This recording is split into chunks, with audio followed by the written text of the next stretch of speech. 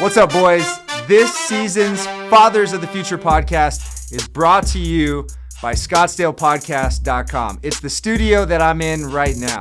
Here's the deal. If you have a story, if you have a mission, if you have an interview, if you have something deep and meaningful in your heart that you need to share, that you need to get out, that you need to promote, that you need to fundraise, that you need to build, let ScottsdalePodcast.com be the place that you can come to create, to design, to sit down, to interview another person, to build your personal brand.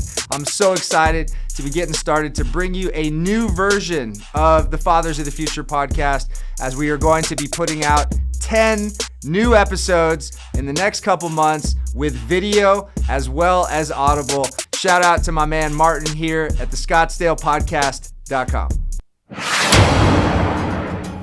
Welcome back to the Fathers of the Future podcast. I am with my brother from D-Town, Detroit, Michigan, Mike Sanocki. You just flew in, brother. Welcome to Scottsdale. Thanks, Luke. I'm happy to be here. Absolutely, man. You are a good friend. We met pushing 7-8 years ago at a men's conference in Laguna Beach, California, and we've stayed close friends ever since. It's been a super rewarding investment in personal development that turned out to be a lifelong friend. So welcome. This is the second time you've been on this show. We filmed once during the 2020 shenanigans, and this is our first real life podcast together. When you asked me, what are we going to be talking about? What's the subject matter? Obviously, fatherhood, fathers of the future. But more importantly, it was like, let's have a conversation about just some of the things that we're, working on right now. We both have a love for cars. You are a third generation General Motors executive employee. Your father and your grandfather started working for General Motors. Just give us a little background into a Fortune 50 company, the automotive industry, the challenges that exist in work, in the environment. I've been fortunate enough to get hired by you to come out and do some development, coaching, speaking to a subset of one of the org charts that you run and manage. And it's a constant, stressful dynamic. It's not an easy space to be in, and you not only have navigated through that complexity, but you continue to grow and rise from it, which again is amazing to see.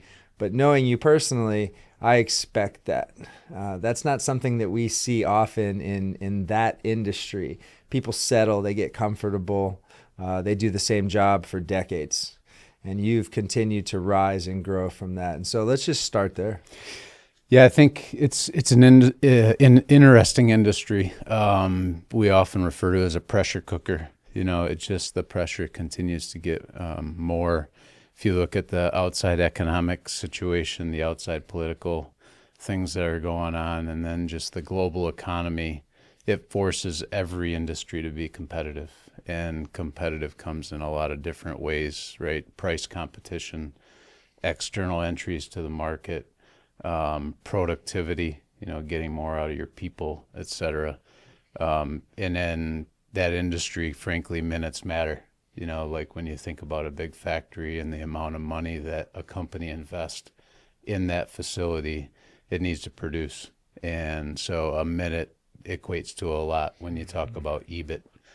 For a company, and with that becomes demanding for all of the people that you manage, all of the people that are working in that manner. So it's been a great industry to work in. You said it best. Like I am a third generation GM person, and I can say that I'm still excited to go in every day.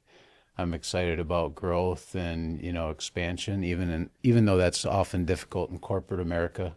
Still try to get that out of my teams. The interesting part, you talk about my career, it's been great because there's been lots of opportunity.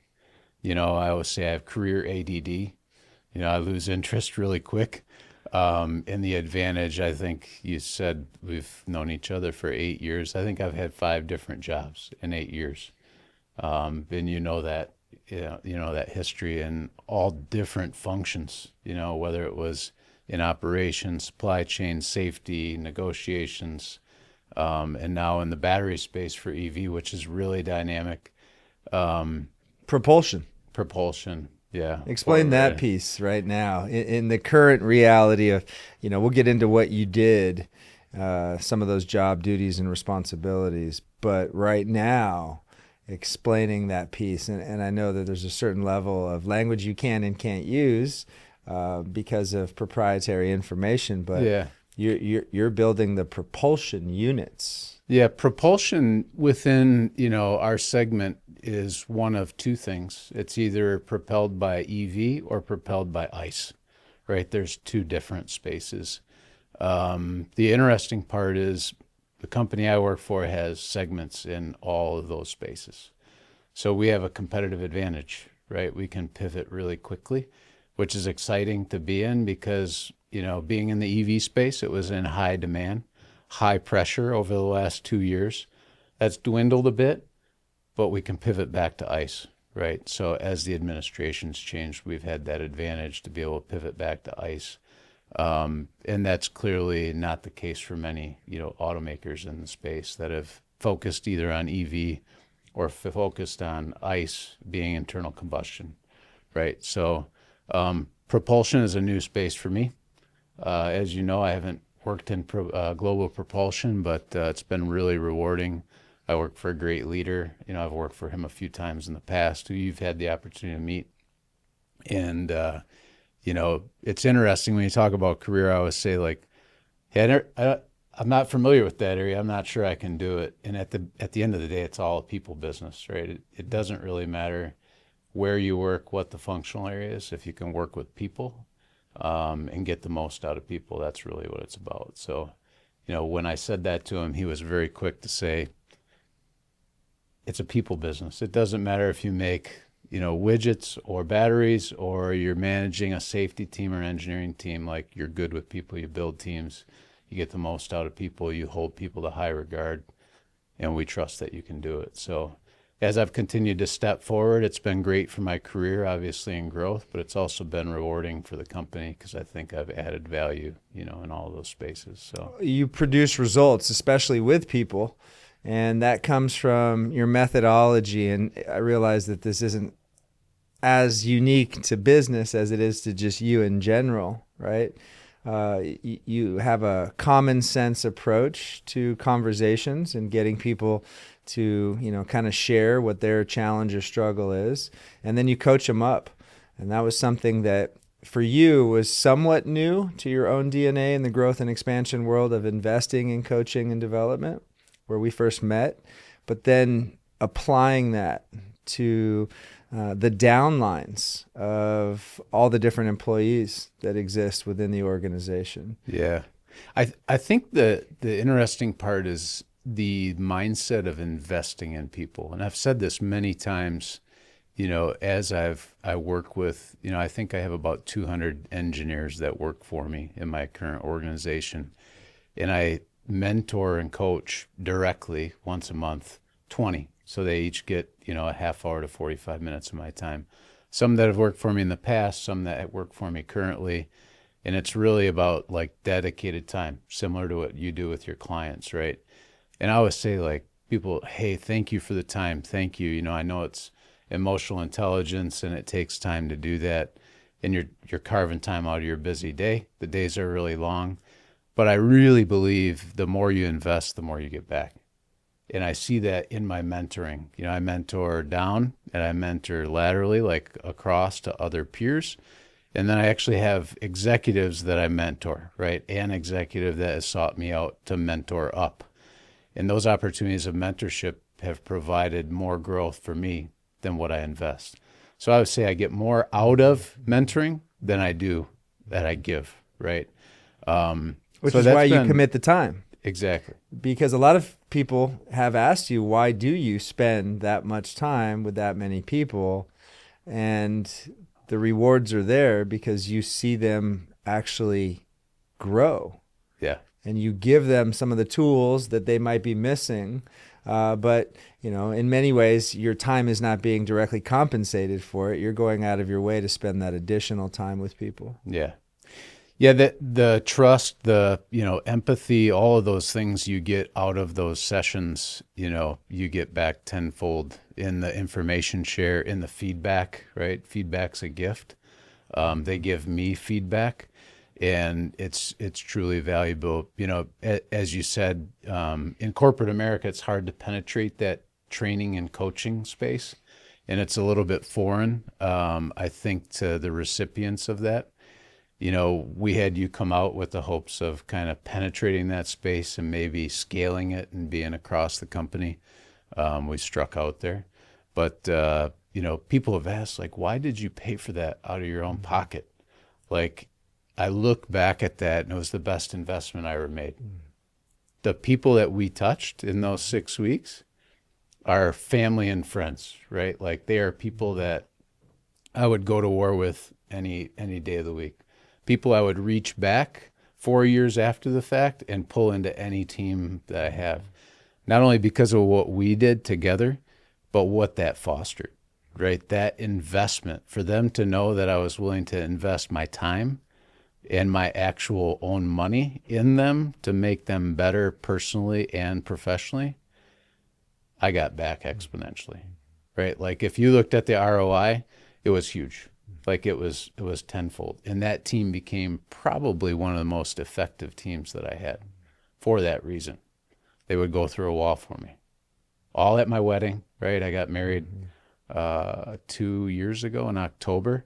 And as I looked around, 4 or 5 of those people were, 5 hours north of their house to come to my wedding. All at my 50th birthday party, which you came to Michigan for. So it's really interesting. There's always a reluctance. There's not enough time in the day. But if you carve that time out, it's been the ROI on the investment has been very valuable. And it's been really rewarding to not only get to spend time with you and your family in Michigan, but my roots come from Michigan. My dad was born in Lansing, and although I never met my father, the roots of his own father and my grandmother, I have some cousins in Dearborn, just to be able to invest some time and energy in that place, and of course connect with you and your family and spend time there, was really something I never set out to do when we had first met. And obviously I'm wearing the D-Town hat and the shirt. It was a reconnection of roots and people and places that was foreign to me. West Coast guy growing up, Southern California, Hawaii, and Scottsdale, I felt like I added a bulletproof layer of reality to my DNA, and that I had never had before. Detroit, Michigan, it is a tough place in comparison to, where we are today and where I live. The people, the weather, the industry, the standards of excellence from a Fortune 50 company like this. Without pressure, there is no diamonds. And so I saw it firsthand coming into, one of many extremely large factories where the responsibility of that one plant was to build 1,102 full-size trucks per day. What is that like in an environment? And again, I got to witness it for just a little while, and I felt the stress and the pressure of a downline. And a downline costing the organization roughly how many dollars per minute? Oh, geez. Yeah, it's a lot. It's not, it's between $10,000 and $50,000 a minute. So, that means a lot to a company. Particularly when you're building 1,100 vehicles a day. You really, when I say it's a people business, it's just that, right? That plant, had between 3,000 and 5,000 people that needed to hit their marks, whether they were, cleaning or they were assembling or driving fork trucks. The thought, I still am enamored after all of this time growing up in the industry, bring your kid to work day was a thing. I remember going with my dad. He was a tradesperson, and I was thinking, man, I really want to do this. When I grow up, I want to work in this industry. And then growing up in the industry from a career standpoint, I still walk through and I wonder, like, where do all of these vehicles go? And one of the things I've always done to disconnect and really, value what we do is go out and look at window stickers. And when you think of 1,100 vehicles, like, where do they go? And to look at, this one's going to Missoula, Montana. This one's going to San Diego, California.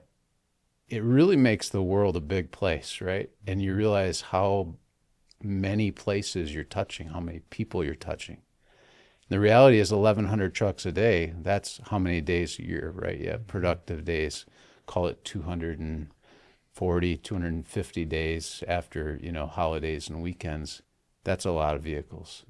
And, in some cases it's somebody's first vehicle, it's somebody's second, third, fourth vehicle. It's the last vehicle they'll buy to pull their fifth wheel for, their last 10 to 15 years. And the thought around that's really exciting. And still makes me excited. And you talk about high standards. I think one of the biggest or the coolest things that we get to see is the safety aspect of it.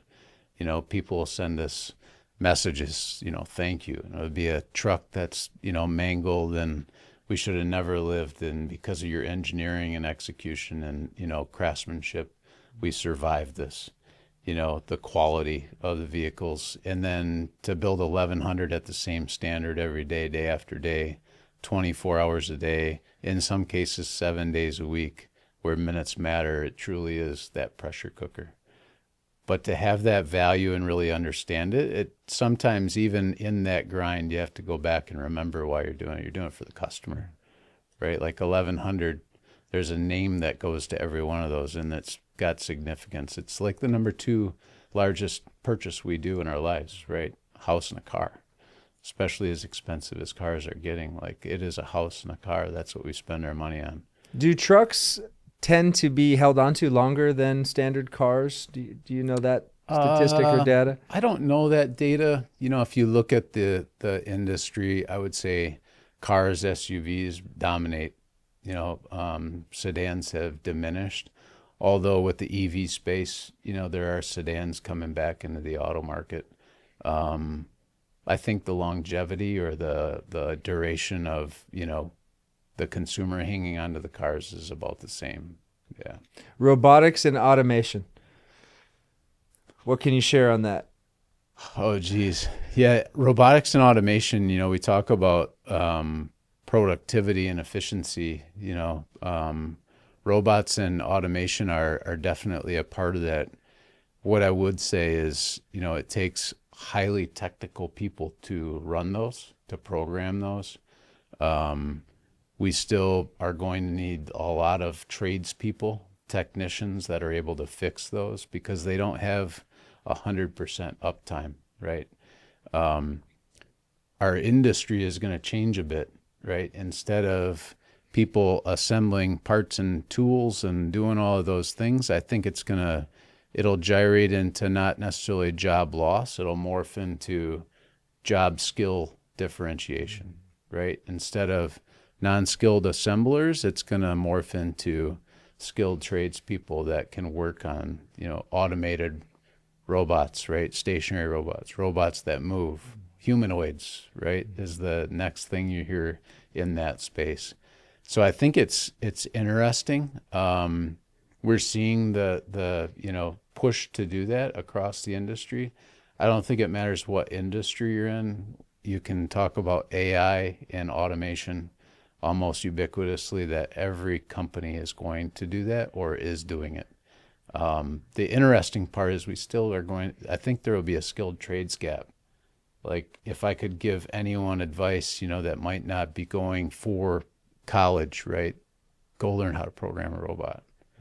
Be a millionaire easily through that process. You look at all of the younger generations that play games, right? And they have hand-eye coordination, and they can have association mechanically with their hands through a controller, that's really what a robot is. And so that can be a career. You don't have to be a gaming developer. You don't have to be a full-time gamer, all of those things. Like, there are careers in that path. I would give that advice to my own kids. Feeding AI the right language, specifically with ChatGPT, is now becoming another opportunity and position where the machine's built and the machine has the answer to every question that could ever be asked. But if you don't ask the machine the correct question, you don't get the answers that you need. It takes a human being to enter the right question. Yep. And we're starting to see some growth in that industry as well. Speaking of kids, you have 3 kids. You have triplets. Triplets. You're the only guy I've ever met in my lifetime who has triplets. Yeah. Walk us through that, because their early beginnings were not easy. Yeah, they weren't. You know, the triplets' mom and I had 5 rounds of in vitro. Last round was successful, and we were blessed with triplets. They were they were born at 27 weeks. So you talk about, you know, really scary time. All on ventilators for 2.5 months. All had, you know, bouts of potentially not going to make it, you know, calls to the hospital at night, need to come in, say last rites, that kind of, you know, scary stuff. And frankly, their first 2 or 3 years were quite scary. You know, one had a heart surgery. One had laser eye surgery. One had a stomach surgery. And, you know, in all of those instances, all could have went wrong. So really, really blessed. Mm-hmm. Really blessed. You know, the boys came out and did the crucible, which was kind of a rite of passage for me. Like, that was really important. Quite a path, right? They're now 20. They're all in school. I couldn't be happier. You know, extreme amount of pride, obviously, in how they're turning out. But 3 on their individual paths, right? Paths that they've chosen for themselves in terms of careers. So really excited to see what they're going to do. And one is a collegiate athlete, runs track, runs a 400 at Northwood University. She does. Yeah. Yeah. Yep. My daughter Nava, actually, you know, kind of a life experience. I don't know if I've shared this with you, but was going to play it close. She was going to work for my financial advisor this summer. And ironically, that didn't work out. And she went to the career fair, and she's moving to Norfolk, Virginia for the summer by herself, which is a big, big leap for her, you know, but she's confident. Big leap for me, right? Like, I've always had my kids somewhat close within, you know, driving distance. One, I think, is about 3 hours away, but I see him often because he's at the lake. And then one's about an hour away. So they've all been close. It's a bit of a, like, I have to let go. I'm going to drive her out there next weekend, actually, and get her tucked in. She'll be in an Airbnb for the summer. So really exciting. She's going to work at a dealership, a large dealership conglomerate, actually tied to the motorsports division. So that's exciting, but she's done it all on her own, and that's exciting. And she's about, you know, she's going to go grow up some more. She's already well grown up, but it's exciting.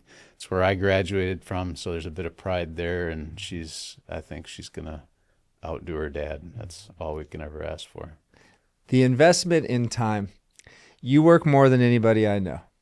And that's part of what makes you who you are, is the ability to grind out an 18, 20-hour day, 7, 10 days in a row, and then take off a little bit of time. But what I've seen in you and your fatherhood journey is these seeds that you've planted. You are very close to all 3 of your kids. And not just close in the ability to spend time together, but close in terms of the emotional and even spiritual connection with them. And that's rare. most grinders, executives, founders, operators, employees of massive companies like the one you work for, they are really good at working and making money. You're rare, bro. Where did that come from? Because I know your dad worked a lot, and maybe you didn't have that same upbringing and closeness and connection with him. And obviously, the further we go back in lineage, the less dads were actually like us. What was that like? How did that even come to be? And how do you continue to invest in them when you could easily get lost in work? Yeah. I think, the book you sent me, Fathered by God, that really was a pivotal time, but I would go back 8 years, 8 years basically to the time that we met. I would say that was my second birthday. It was my second birthday in many ways, August 21st. 74 was my first one, and then 17 was my second one. And that's the day that we met, and we immersed ourselves into, I would say, a pretty tough few days, but it was an awakening for me. That was on the backside of, a divorce from my kid's mom. But that was really a wake-up call for me. And as I reflect on that, I have a tremendous amount of gratitude. And I look at that as, when I read Father of God, I'm trying to really think on that and wow, that was his hand. That was his hand in my life, shaking me, wake up, you're going to miss this, right? And when you look back, 17, that was 8 years ago, the kids were 12. And I would tell you, it wasn't always that way. The first 12 years, I spent, I always say, of my 27 years at GM, probably 18 years out of a suitcase. 18 years, lived in several locations for long periods of time. Definitely not fair to my kids or, at that time, my family. And I was living in that space. I was the ATM. We talk about that all the time, right? Provide, protect in that hamster wheel of life. And I think, when I look back, I have a tremendous amount of gratitude that happened to me. At the time, I didn't really have a lot of gratitude. I had a lot of resentment and anger, and probably questions. Why is this happening to me? I thought I was doing all the right things. And now that I reflect, I realize that was God's hand in my life to wake me up, because I would have never been that close to my kids. Ever would I have been that close to my kids. What that did for me, it forced me to do it, right? It forced me through the court system, whether I liked it or not.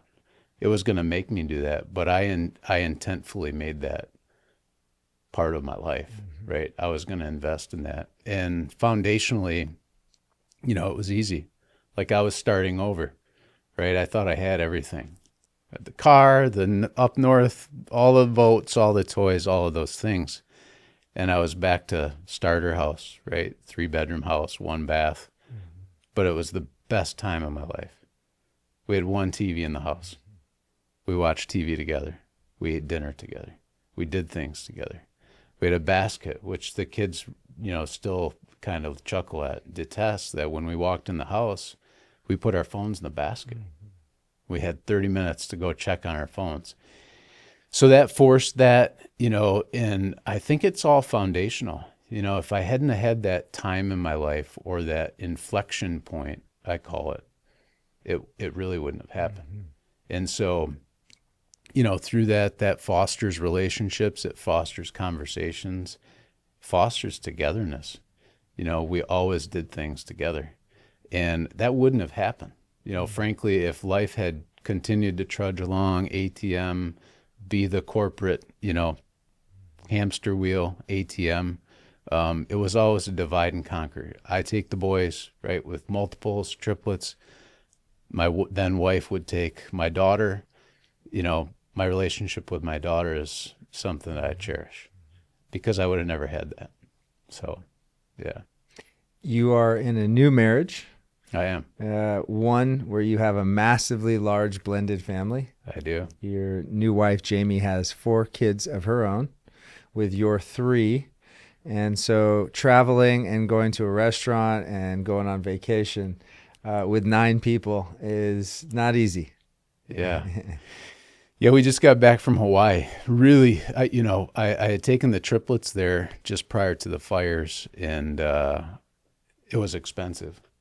And then we went with 7 kids and realized that that was a whole different ball game, right? The idea of renting a car, as simple as that is, like there's not a car that fits 9 people. So we had to rent 2 cars. So it's definitely a different vibe. It's a different situation. Extremely blessed to have Jamie in my life. She's the strongest faith of any woman you've ever been with? Absolutely. Yeah, absolutely. She props me up. I mean, she makes me want to be closer to God, which is really a good thing. Extremely patient, with 7 kids, and as dynamic as my career has been, I'm a bit dynamic on the outside as well with flipping houses and, moving and things like that. Extremely, extremely patient, and provides a lot of, grounding for my kids and her kids.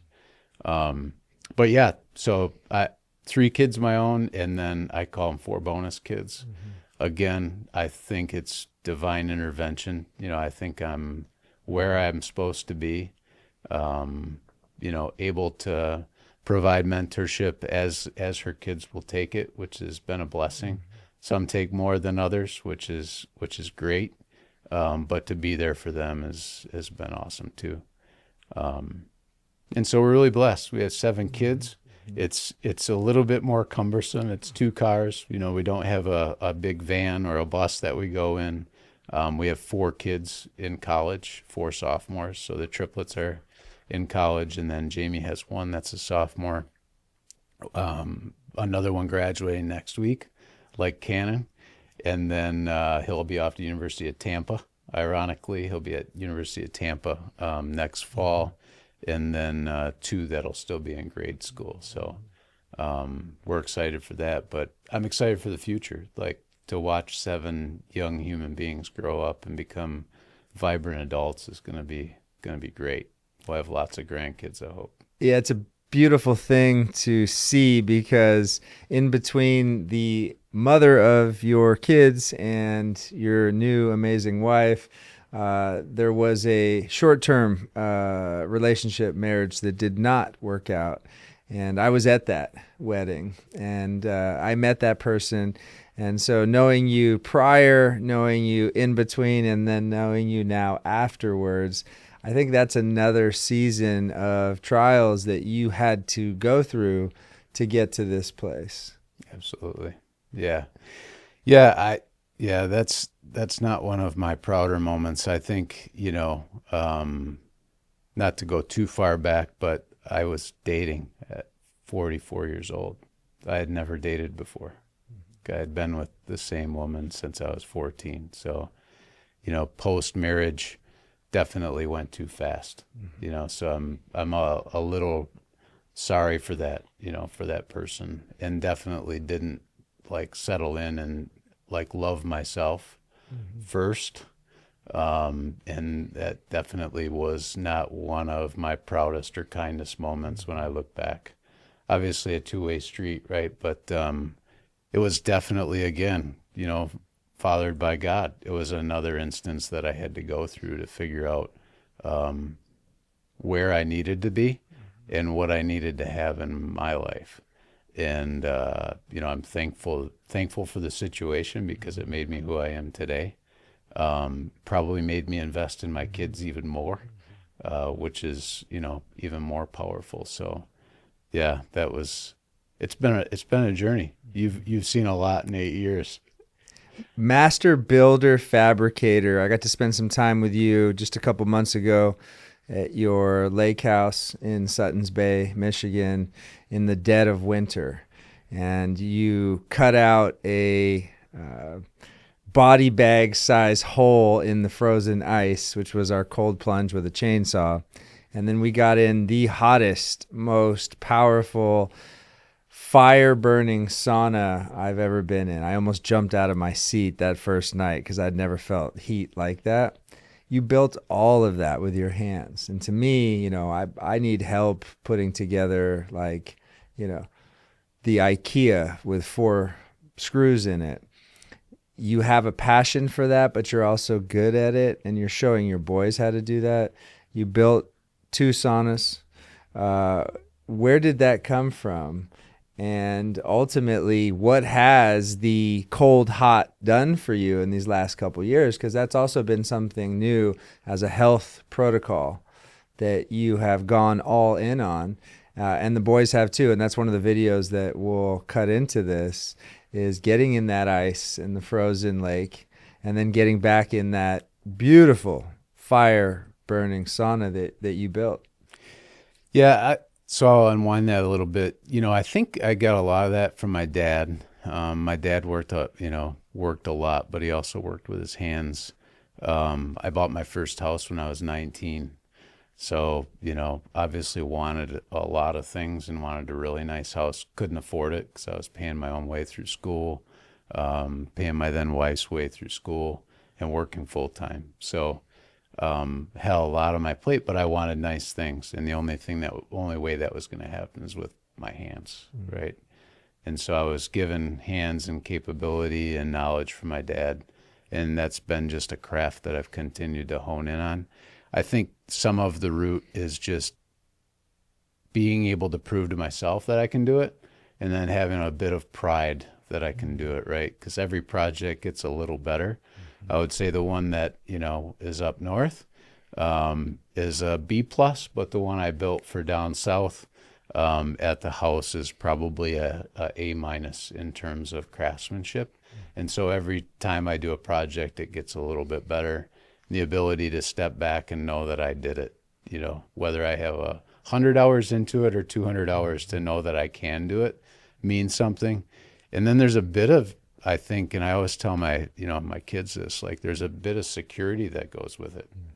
If everything dried up, I know I could build decks for a living, right? I could build saunas for a living. I could do things with my hands. There's 2 things I really believe nobody can take away from you: corporate America, company, the economy. It's your ability and your work ethic and tenacity, right? And so the ability to continue to have that craft is a bit of security, even though I'm getting to a space I don't need that.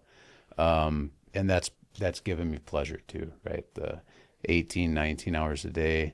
The one down south, I built that with my boys over Christmas vacation last year.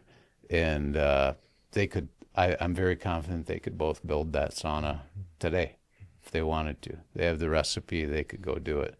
And so longevity and legacy come into that. I've now given them ability and capability for them to go have that security that, I've often had as a backstop, in that case. As far as sauna and cold plunge, I can't take all the credit. I was out here, I think you were, one of your clients had a keynote speech, and, we got the opportunity to listen to one of the keynote speakers who's a big fan and, proponent of sauna and cold plunge. It was intriguing to me. I had saunaed before at the gym, but never experienced wood-fired sauna or like intense heat, 180 plus. And then cold plunge was always a thing for you. Cold plunge has always been intimidating for me, but the mixture and the polarity of going back and forth definitely has opened things up for me in terms of stress relief, circulation, things like that. So being able to build it, cut my own wood, make my own fire, make my own heat, there's a bit of primal instinct to that. And then, just being able to have that health benefit and circulatory benefit has been exponential. I try to do it, if I'm lucky, 5 times a week. as of the last month, probably 3 times a week because we're in the process of moving and unwinding and getting all of the things, situated at the new house. But one of the first things I did was wire the new sauna. So it's been part of my protocol, Yeah. since we moved in. Well, I'm excited to have you get in our, electric sauna. I wasn't a sauna guy. I was doing cold plunges for years, but then spending that time with you and feeling the toxicity release from my pores in, connection with the cold plunge and the contrast.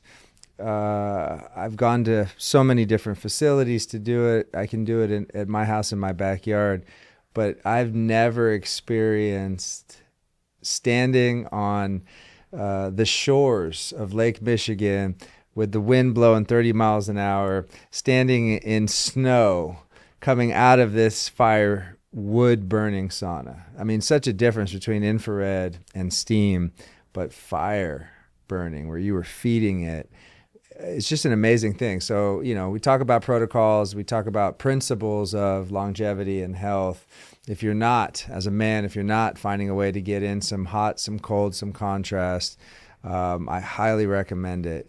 3 things that we talk about all the time that you can find a way to do for as cheap, if not free, as possible. It's your breath work, it's your fasting, and then some type of cold immersion. And when you can mix that cold immersion with heat and you have the contrast, and we can take a page from Andrew Huberman, it doesn't have to be, 32 degrees or 200 degrees.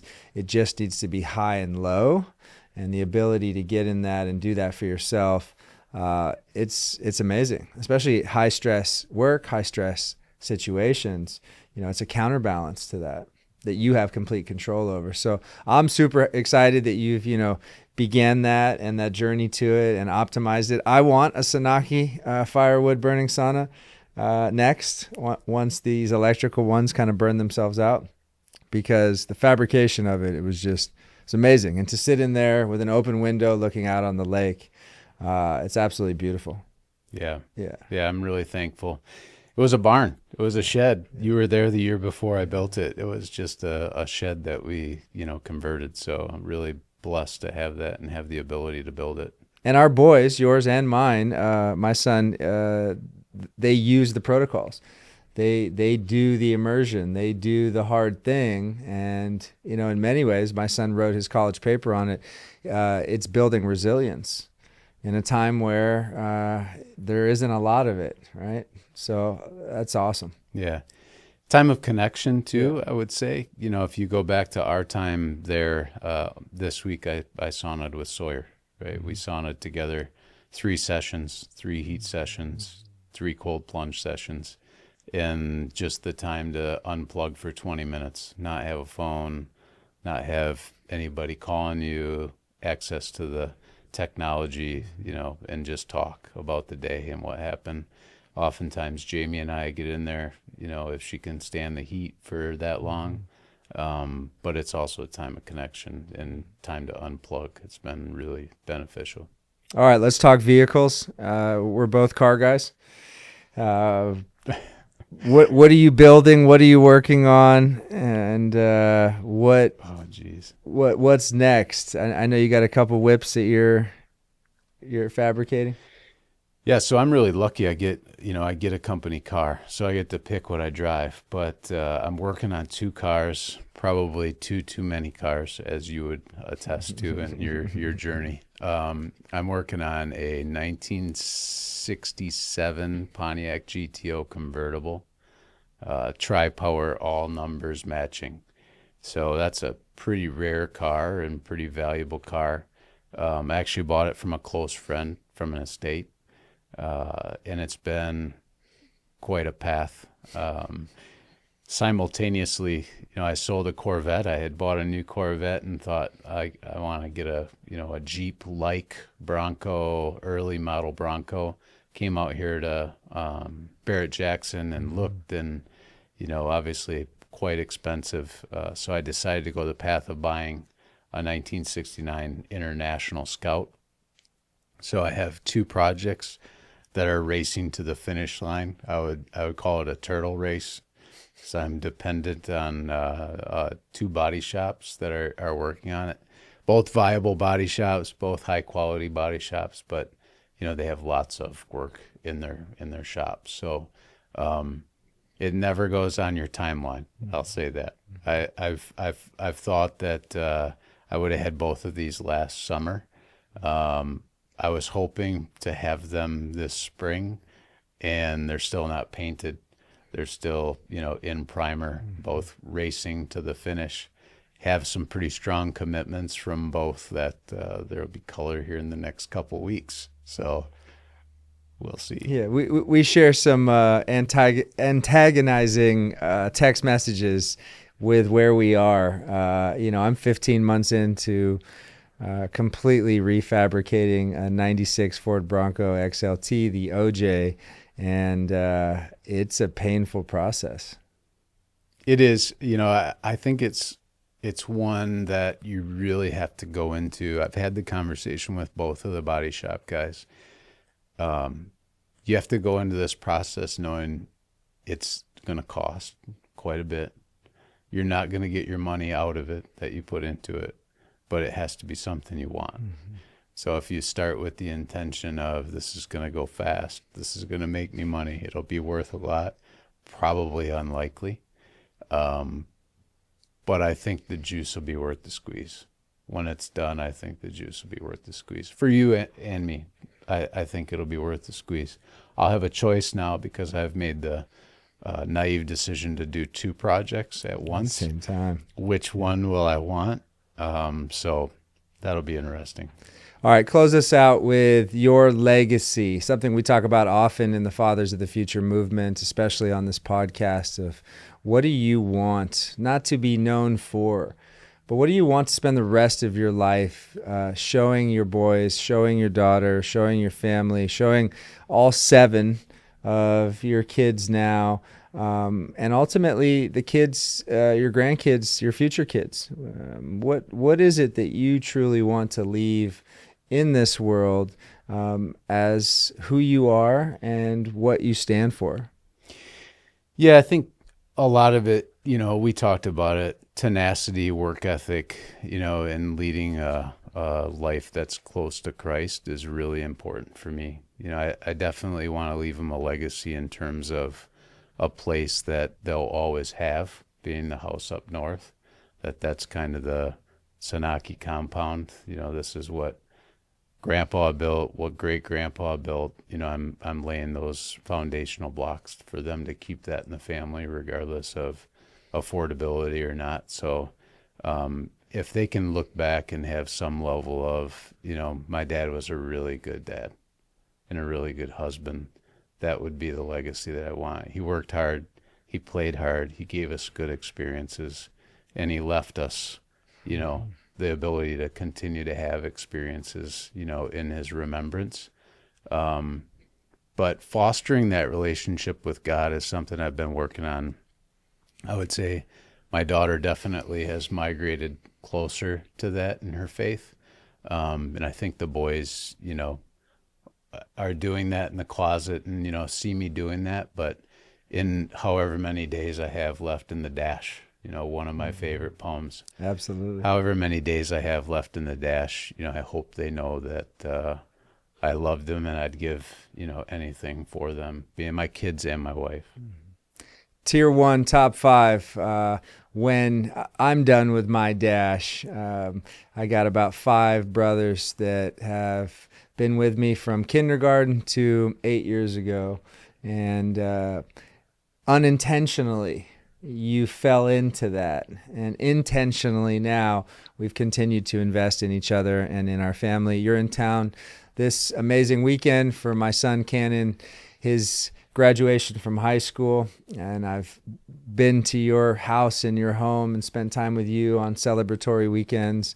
And so for all the men out there, it doesn't matter what your circle of influence looks like, good, bad, or indifferent. You can find, you can receive new people in your life. You can let your guard down and trust somebody that maybe you just met And if that relationship goes the way that ours has, you'll have a friend, you'll have a brother, you'll have somebody in your corner for life. So just wanted to let you know, man, you are that guy, and I appreciate you for all that you do.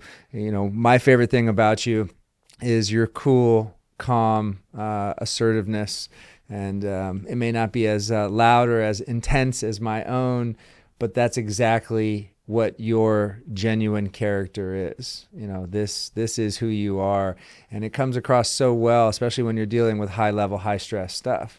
That's what I've learned from watching you, is your ability to negotiate, conversate, have meaningful, intentional, words that you use, and never feel, the rush, the pressure, or anger. I don't even know if that's possible.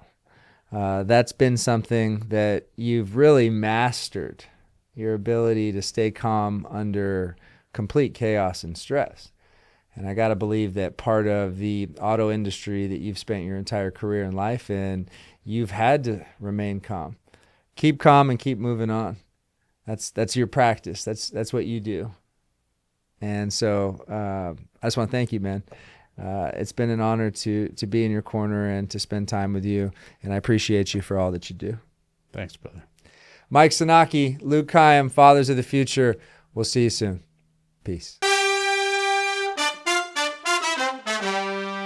So check out ScottsdalePodcast.com and reach out to my man Martin to build your podcast now.